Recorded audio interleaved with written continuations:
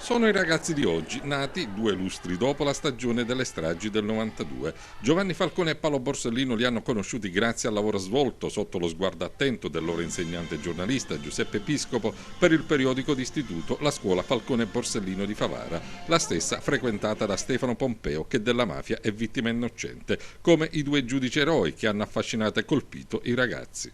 Falcone e Borsellino erano 2 giudici che hanno combattuto contro la mafia per fare in modo che il mondo sia senza mafia e pieno di giustizia. Mi è piaciuto anche una massima, che è quella: gli uomini passano, le idee restano le loro tensioni morali che continueranno a camminare sulle gambe di altri uomini. Su Falcone e Borsellino io ho scritto molte cose, ma soprattutto che loro erano 2 uomini speciali. Giovanni Falcone e Paolo Borsellino hanno provato ad estirpare questa malapianta che è la mafia, però non ci sono riusciti e hanno dovuto pagare con la vita.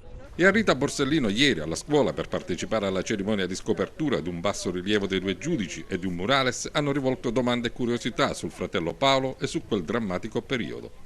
Ma sicuramente sì, è importante conoscere, perché se non si conosce non si sa, non si ha la voglia di sapere di più e di conoscere di più, allora tutto quello che è accaduto è inutile, è stato inutile. Però ancora 20 anni dopo non c'è una verità giudiziaria, non c'è una verità storica. La giustizia stenta ad arrivare, si parla di depistaggi, si parla di false verità, quando si deve mettere un aggettivo attorno alla parola verità accanto alla parola giustizia vuol dire che ci sono troppe cose che non vanno.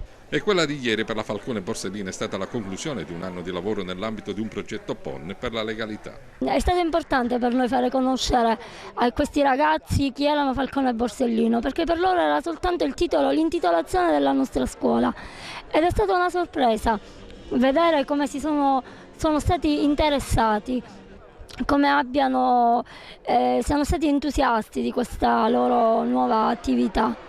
Credo che il tema della legalità non può essere disgiunto da una buona educazione, che può nascere solo e soltanto proprio tra i banchi di scuola e soprattutto tra questi ragazzi di scuola elementare, di scuola primaria, perché, come dice un nostro proverbio, l'arboro s'addrizza mentre è nico.